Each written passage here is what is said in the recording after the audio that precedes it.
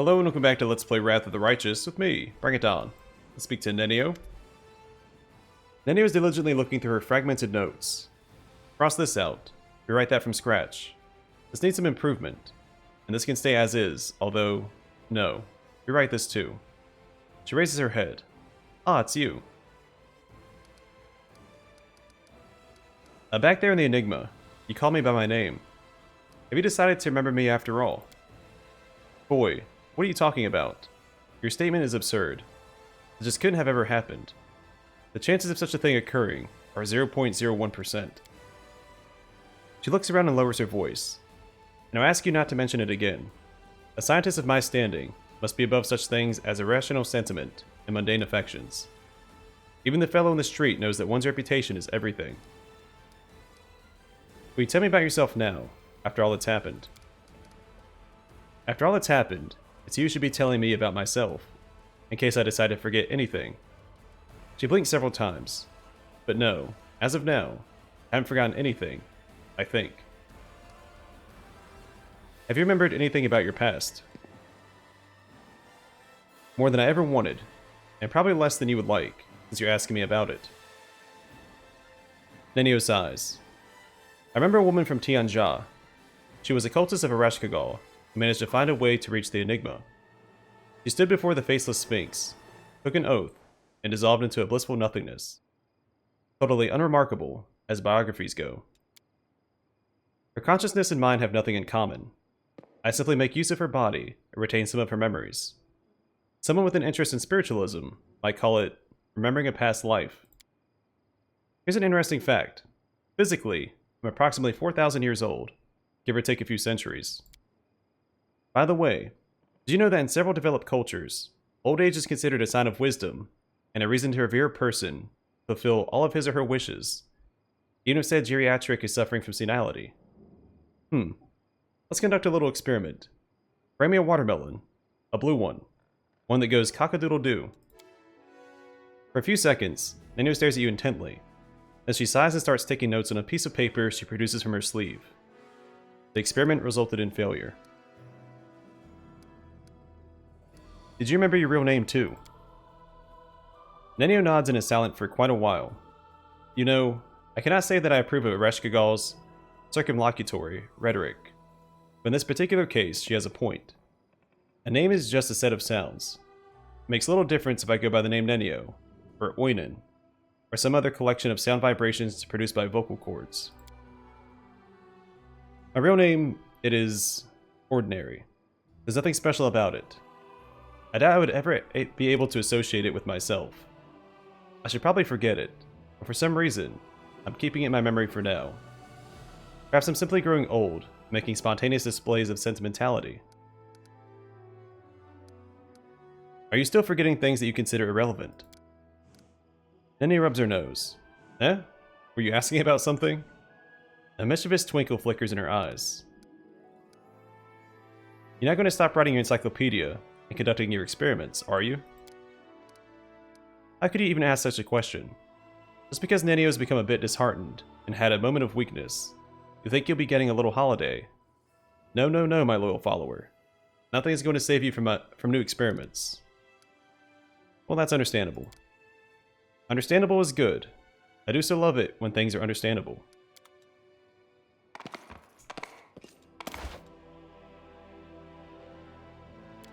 Alright, we need to go to the Storyteller. I believe we found an elven note in the Enigma.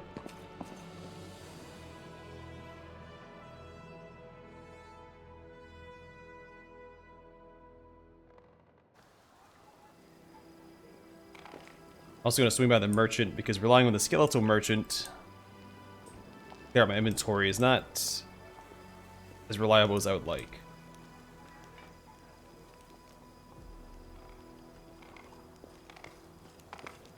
In fact, there was something I wanted to buy from Woljif back when we were in Lucianira, but I didn't have enough money for it at the time.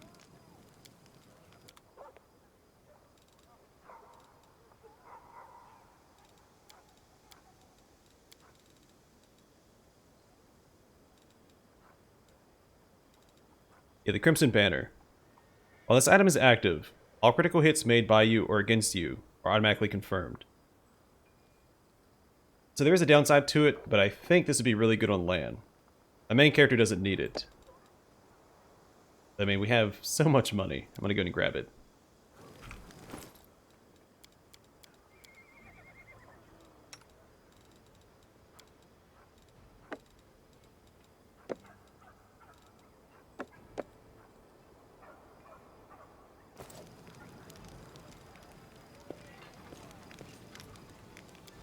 Oh, what do you say? Worcestergarm's smile looks fractured, forced. Permission to speak, Commander. I ain't given permission. The quartermaster frowns. I don't enjoy telling you this, but we've got trouble. Soldiers are going missing from the camp. They're gone a day, sometimes two. And we find their bodies mauled so badly, even the scouts can't hold back their tears. We've seen all kinds of terrors during this war. The sight of those remains sends shivers down my spine. It doesn't happen often. We usually lose 1 or 2 people each month. It's a minor loss in the grand scheme of things, but it's been happening for a while. I guess it started right after you left for the Abyss. The scouts brought news just the other day. They say it's the work of one band of demons. Vile beasts, even worse than the rest. We're almost at the end of our tether. The lads are asking you, Commander. Give us the word to track them and hunt them down, like the cursed monsters that they are. We want vengeance. We'll track down the demons and exact vengeance for the fallen. Worcester nods gravely. The lads will be happy. They've been itching to find these beasts and get even. How are things in the fortress?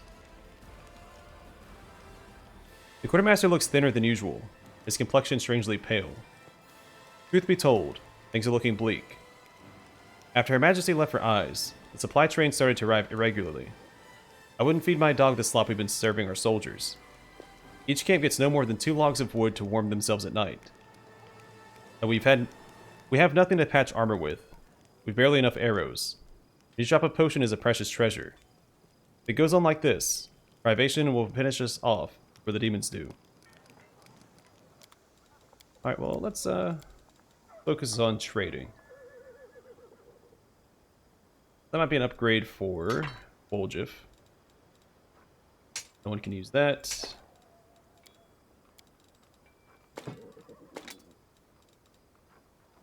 That's a nice update. When I double click on this, it doesn't bring up that little menu. We have to confirm how many I'm sending over there. And I have to double click. I just click once. Well, that is nice.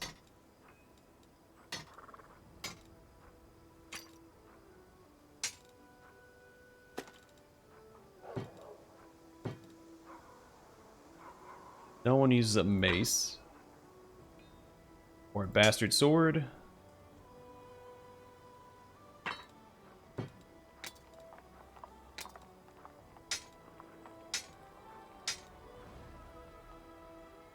That might be an upgrade for Woljif as well.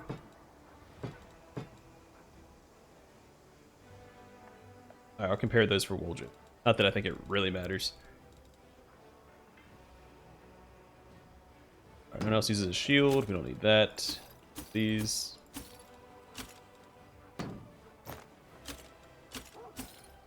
Anything I have multiple of. Cerebral Fire might be worth it for her. What does she currently have? Nothing. That is perfect. Only Buckler user is no longer with us.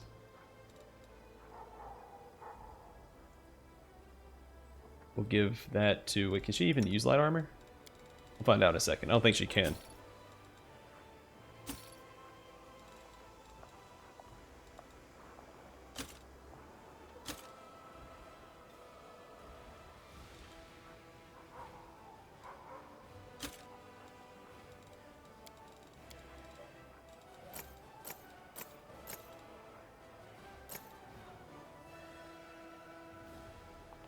Not going to use that.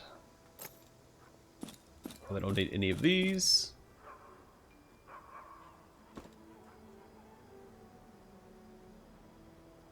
That'll be good for Woljif. A lot of stuff for Woljif.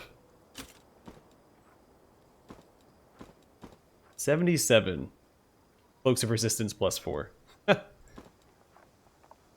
1+6. We'll give that to somebody, I think.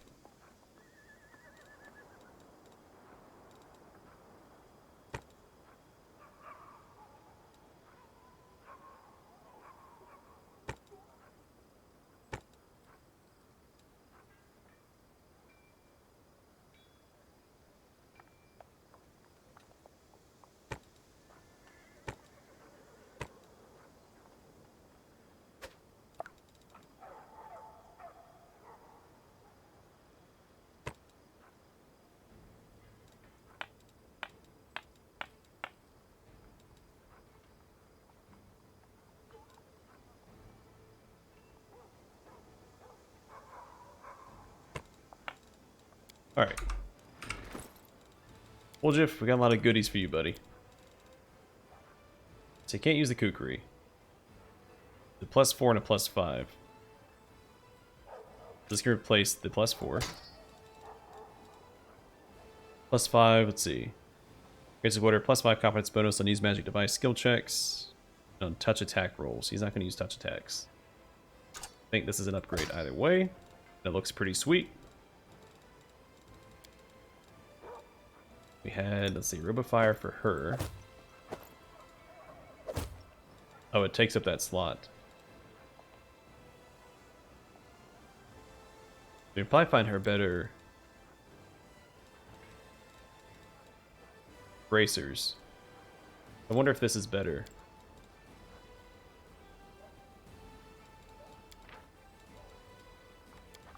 Yeah, she mostly uses ray attacks, so I think this is better than this. It's only a +2, so this is a +5. Congratulations, Regil. How'd I miss that shield?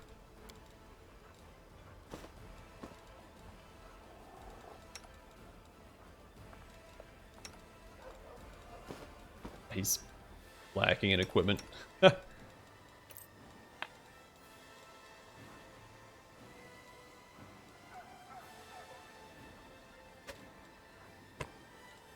That he doesn't need wisdom or charisma. Let's see.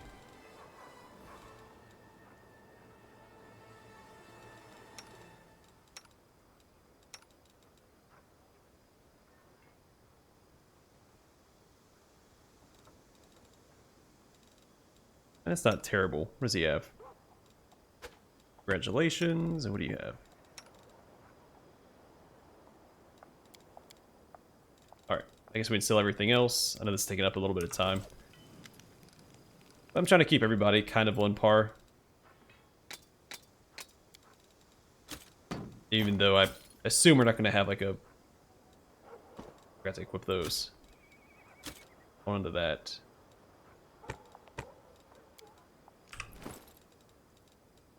Sorry, Woljif, you have more stuff.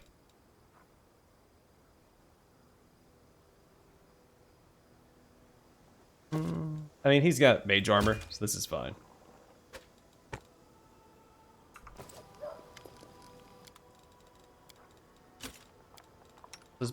Alright, good. They finally fixed that. Bismuth is staying equipped. Alright, Storyteller, let's talk.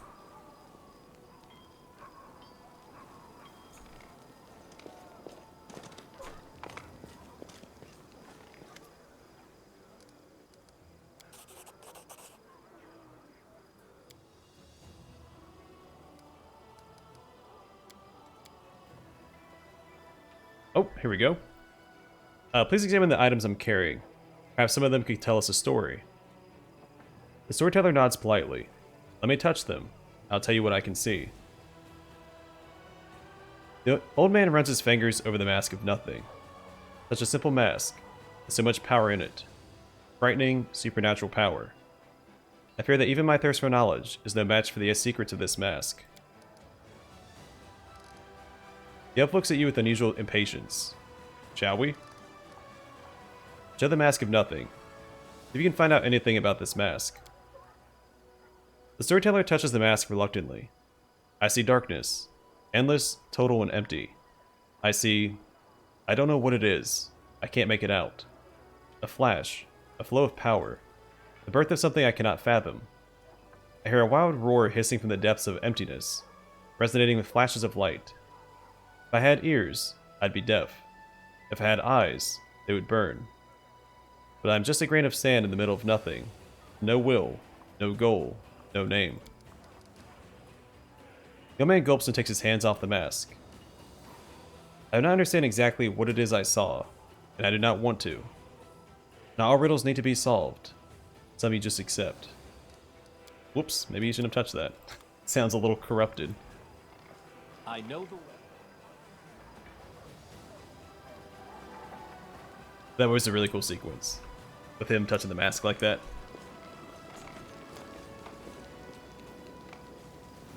Alright. Decree time.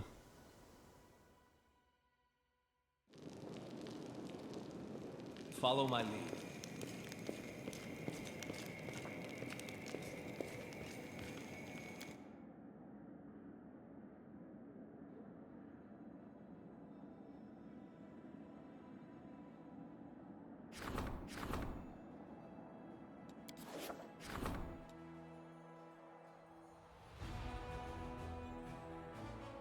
So we finished the Northern Lights research. The artifact is complete. Commander now has a secret weapon that can be used during the assault on the Threshold Fortress. Alright, business acumen. The scouting party was captured by a succubus who introduced herself as a priestess of Nocticula. She did not harm the soldiers, merely asked them to deliver a message. The demon is offering the commander a deal. He enjoys experimenting, and she is asking to be sent demons and mortals for research and play. What should be done with her?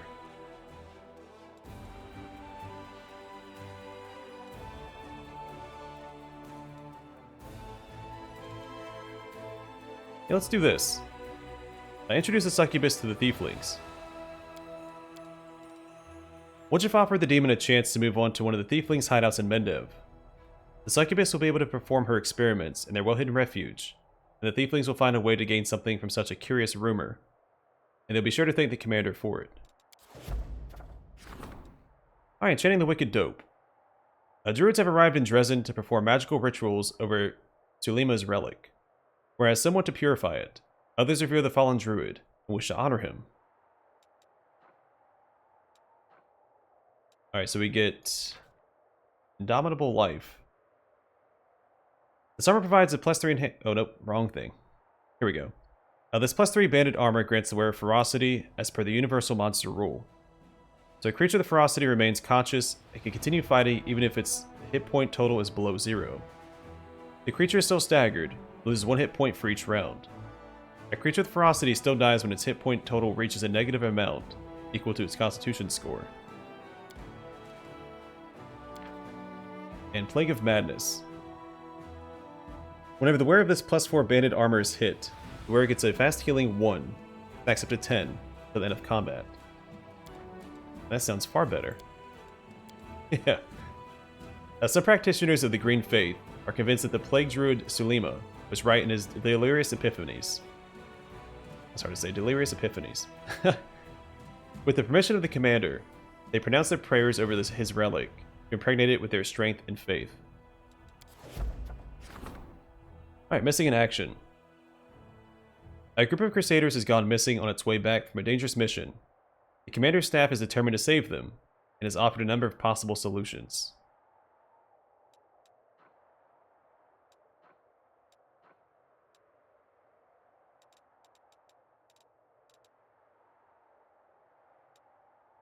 I feel like this would take too long.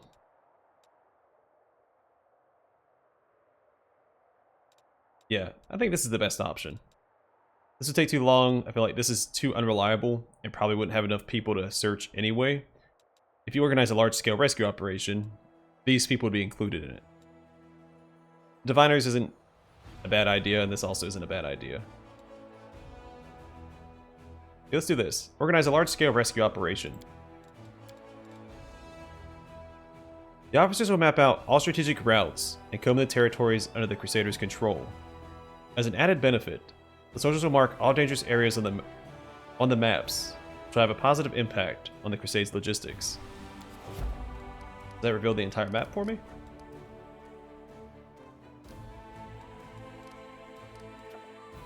Alright, let's start with relics.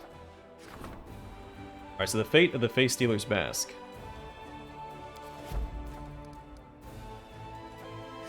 Alright, development of the art of war. Raising a dragon slayer. Greyboar's advice will prove helpful to the young wanderer who tends to go up against a terrifying dragon.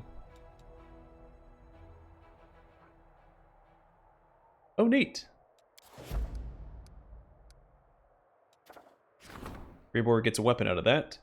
And then records of Pelura stargazers.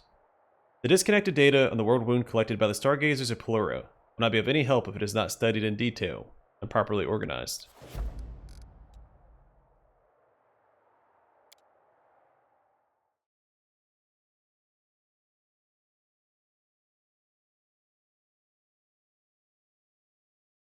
So now we have nothing else to do. I'm going to look over the map and see if that one decree revealed anything for us.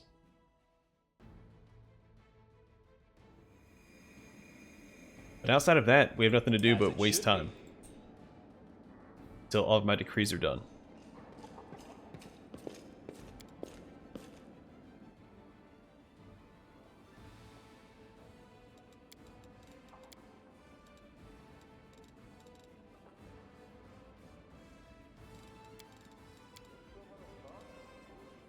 You've carried such suffering around your whole life. I think if you opened your heart to a kind deity, you would feel better. Really? You think I'd feel better if I had to care about what a deity wants me to do? Would my pack be lighter if I carried a horse?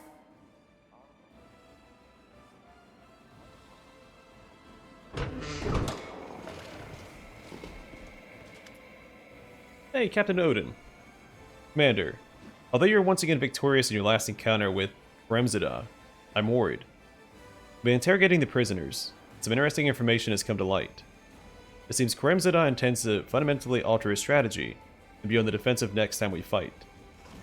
It is uncharacteristic of him. Indeed, it's uncharacteristic of demons generally. For the most part, they don't prefer a ruthless onslaught. Our enemy seeks to counter us with robust formation, overwhelm us with ranged assaults, and grind our attacks to dust, one after another. Opposing demons who fight defensively is unknown territory, and we must be prepared for it. I suggest we train our infantry in ways of withstanding enemy shots, which should secure our victory in a ranged duel. Ha, what's this I'm hearing? Demons are afraid and want to fight on the defensive. Perfect. Let them stand there and wait while our cavalry mows them down. I already know which one my character is going to pick. The demons intend to fight in a disciplined manner, a plan destined for failure. We'll send our infantry out to meet them, and then see who blinks first and attacks. Once they have a good grip on our infantry's throat, we'll surround their entire force and crush it. The demons have decided to play with us, but they don't know who they're dealing with. Give me, let's see, even a few daring riders, and I put the kibosh on this Cremzada's whole strategy, no matter how great a general he is. I defeated Cremzada once, and I'll do it again. That's what I'm hoping for, but I'd advise against underestimating our opponent. Cremzada is like an angry old wolf. Yes, he growls and grins like the others, but he's much smarter, more perceptive, and more experienced than the rest of his kind. And he learns. He's learned from his mistakes. Now he wants to radically reevaluate his tactics. If you think this is normal behavior for a demon general, you're mistaken. Cremzada may well present us with some unpleasant surprises when next we meet. I want to hear the opinion of my advisors. Everyone looks at you expectantly. Sela, what strategy do you suggest? We don't even need a strategy. It works great for us if the demons want to stand there like statues and defend. Our cavalry is fast and deadly. Containing the enemy is all we need to do to turn this whole defensive tactic into we walked right into a trap and we can't get out. So in essence, you're suggesting we place the burden of winning this battle solely on the cavalry, which means the bulk of our losses will be our most valuable and least recoupable troops. It'd be wiser to set the demons on the infantry. Regil, what's your proposition? I haven't the slightest doubt that the demons will fail to change their own fundamental nature, and thus will not suddenly become a disciplined army, capable of either restraint or the execution of complex plans. We'll send the infantry out against the enemy. Close, a stone's throw from their ranks. The demons' discipline will falter. They'll be tempted by the bait and break formation.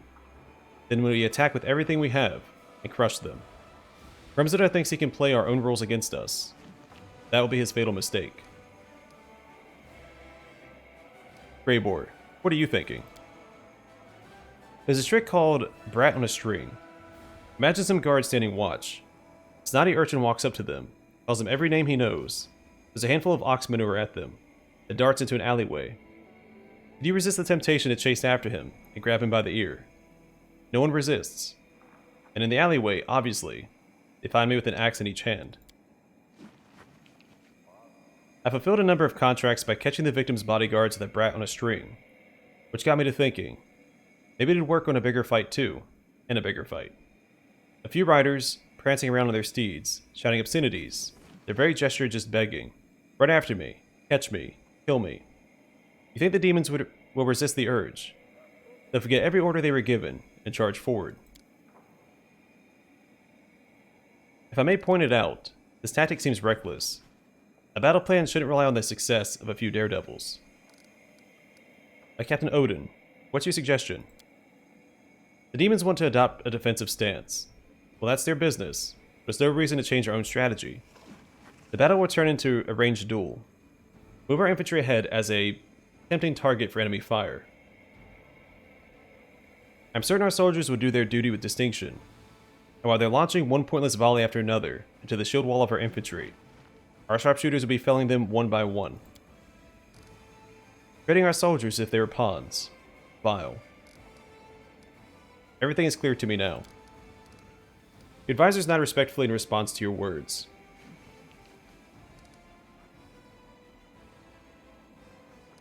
What does this do? Contain the enemy. Unit's next melee attack will reduce the target's speed to 0 for 1 round.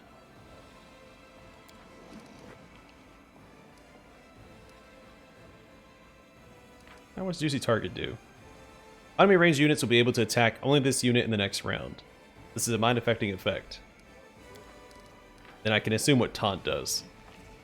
A target will try to move toward this unit and attack it for 3 rounds. This is a mind-affecting effect. And Bait. All units in a 3x3 area will try to move towards this unit and attack it for 1 round.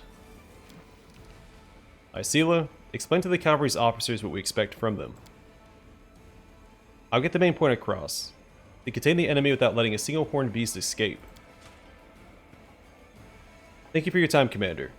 I'll get to briefing the officers on our new strategy at once. Once all the preparations are finished, I'll be at your disposal again.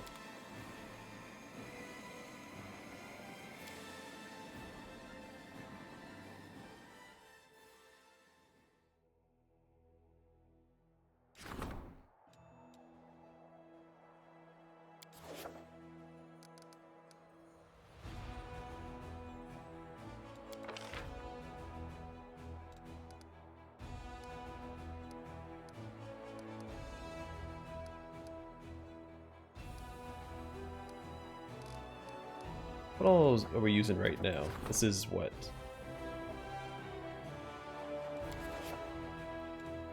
I don't think it tells me.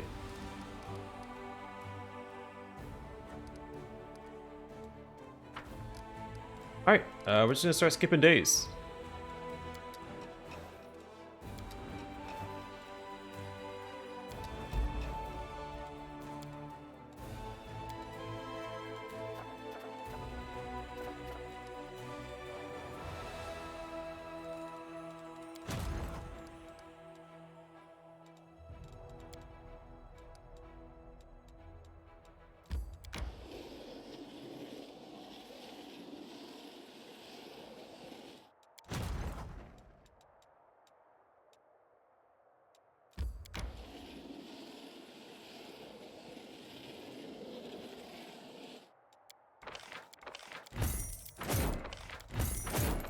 Recruit all of these guys. Let's send that army out to here.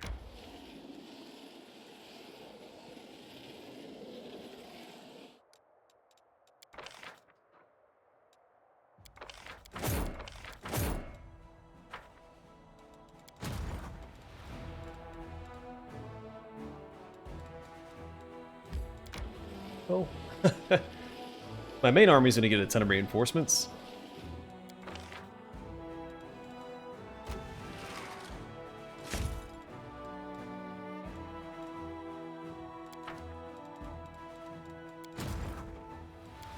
The other one not so much. Alright, so here she gets Harpoon. Pulls the target unit to the left border of the battlefield. Obstacles and units stop the movement. This is a siege ability. To deflect missiles, units in the army have a +3 bonus to armor class against range attacks per level of this feat. And then favored enemy flying and favored enemy large. Both give a 15% damage bonus against their respective targets. I'm gonna get this. The damage is probably the better option.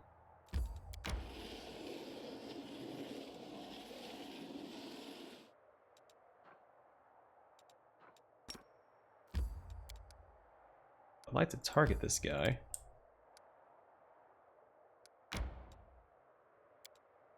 Guess I don't get to. Alright, take out these armies real quick.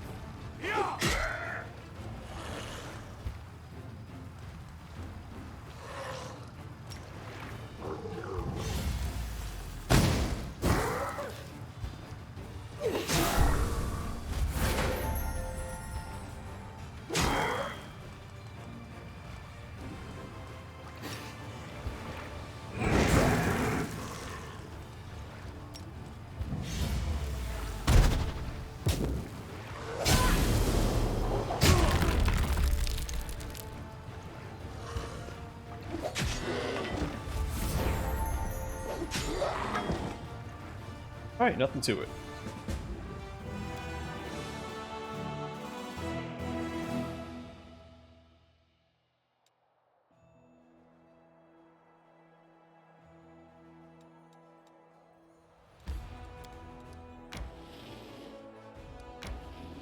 Keep her right there. Dresden's Hope, there's an army right there, then we have to move him up there. Let's take this one out first.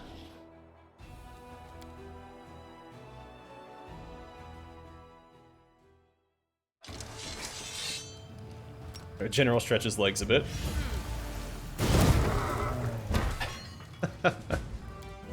Oh, that's so satisfying.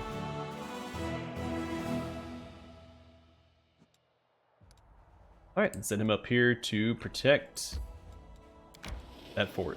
I could teleport him up there, but there's no need.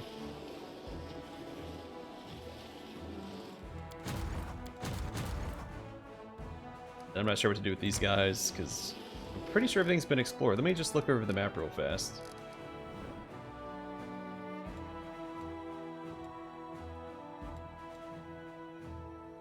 What I was hoping for.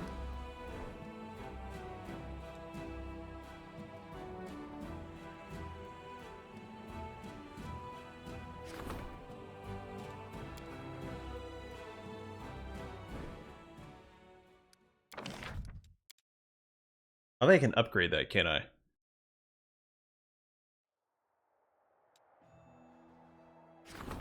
Yeah, so let's go and do that. Does it happen right away, or do I have to wait? I don't remember. Sweet. Alright, so let's build a teleporter over here.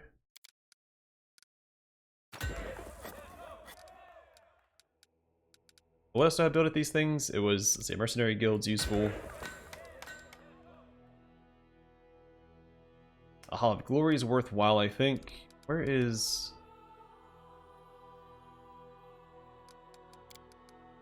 the smithy, training grounds, and Hall of Glory.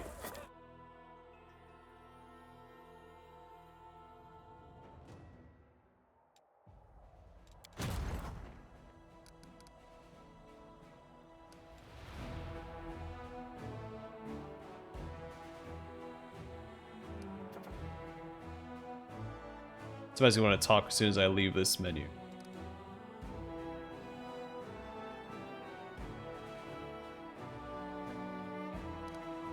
I don't want to leave this menu. Screw it. Let's rip the band-aid off. I haven't done a lot this episode. May as well talk to some more people.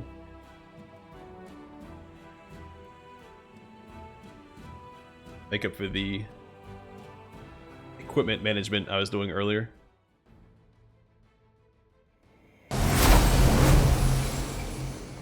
I'm sprinting in here. The young dragon bounces excitedly. Have you seen them yet? Did anyone tell you? So many immortals have come to Dresden, and they all want to live in your realm and help you. We did our best. We did so good. The devil winces. Stop confusing the commander. Mephistopheles cocks his head to one side and addresses you. But we did well. Each of us, your assistants, has made an effort to bring our flock to Dresden.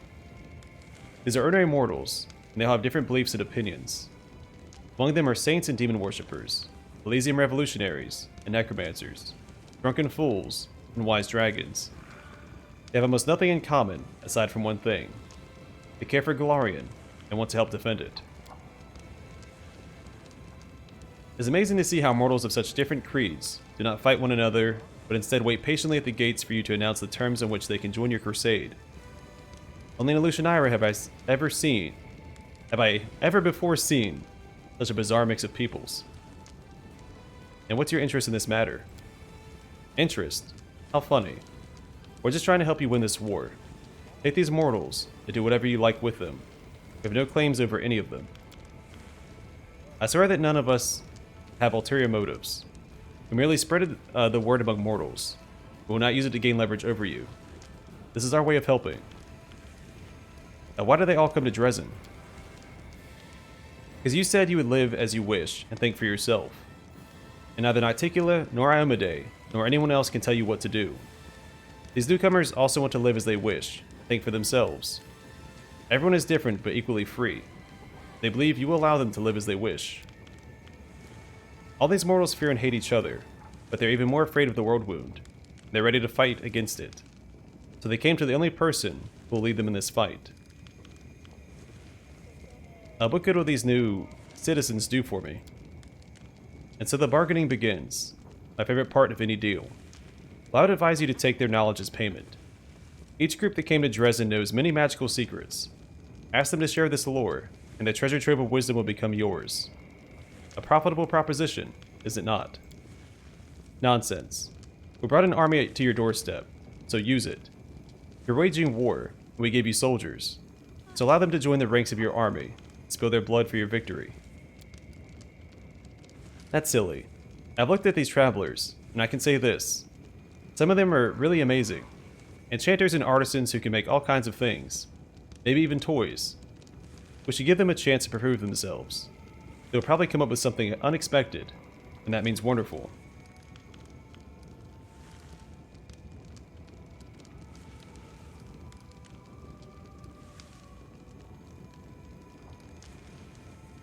Who thinks these newcomers' skills and expertise are sufficient payment? Me. Learning new things is so interesting and fun. There are so many different mortals here, and they know all kinds of different and fascinating things. Don't you wonder what they can bring to the Crusade? The Loud Dragon Child made a good point. My dear sister Nocticula turned Lucianira into a city that welcomed visitors from all planes. And this diversity brought her both wealth and power. Clearly we are no less intelligent than my arrogant sibling. Let those who think I should accept magical secrets as payment from the new citizens speak out. So that's going to be Mephistopheles and Zacharias. I think I'll speak for this option. Why should we exact payment from the weakest members of these groups? The ones we're prepared to send to slaughter, when we can tax the strongest. Let them share the secrets of their power, magic, and mysteries. It'd be foolish to demand payment in steel, when you can demand knowledge. You guests have accumulated many arcane secrets, and this is the best time to find them out. Who thinks I should replenish the ranks of my army with these new recruits? I do. A strong army is half the battle, and these soldiers are not only strong, but also diverse. You will be able to assemble a host so multifaceted and unconventional that there will be no problem they cannot solve. If they wish to live in peace in Dresden, let them earn this right by taking up arms to help us. I'm inclined to agree. For now, your guests are split into their own small communities, but marching in a single formation will forge bonds of camaraderie and unity. This can be the foundation of a strong community. I have no more questions. I hope so. I'm not used to such extensive meetings. Let us resolve this matter quickly. Already asked this, didn't I? Yeah.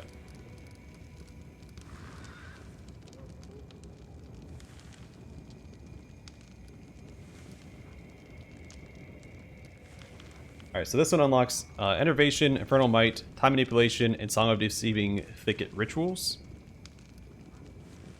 Universal Host unlocks Heaven Warriors, Dragon Army, Summon Vralakai, and Ninja Pirates training. Ninja Pirates? Wait, hold on. Oh, it doesn't tell me what it is. Okay. Or what they do. In this, all units gain the Sound Mind and the Demonic Rage feats. All generals gain the Dragon's Knowledge feat. The effect of positive morale on the chance of additional action doubles for all units. What? Did I misread that? The effect of positive morale on the chance of additional action doubles for all units. Oh, no. Okay, I understand. It wasn't making sense. But you get a chance to act twice when your morale is high. Every unit does. This doubles that chance. That's a really good. I want that one. I was going to pick it anyway because Ivu recommended it. So let our guests demonstrate their unique talents. Hooray! This will be so much fun. The most interesting things are born from chaos and the union of opposites. A splendid idea. Even my sick and twisted mind cannot predict what will come of this unlikely alliance. There. The Devil's voice rings with triumph. It seems we did an excellent job helping you, Commander. Now it is up to you to prove that mortals have the right to determine their own fates. They have the right to decide for themselves who to love and what to hate, what to believe in and what to despise. That no power in the universe has the right to impose its will on them. Protect Golarion from intruders and become its legend. Kind of a weird line for Mephistopheles to say, I think, right? I mean, I'll take it. It was awesome, but the Legend Path is really ramp things up. I know that counts was so cool. Having all like the big characters from all the other Mythic Paths. So I guess that's also potential spoilers for other Mythic Paths. Not a big deal. Alright, I'm going to call the episode here. In the next one, we're just going to waste time doing decrees and events and things like that. Until we finish all the relic decrees, at the very least. And then we'll go to Eyes, rescue Galfrey, and keep on trekking.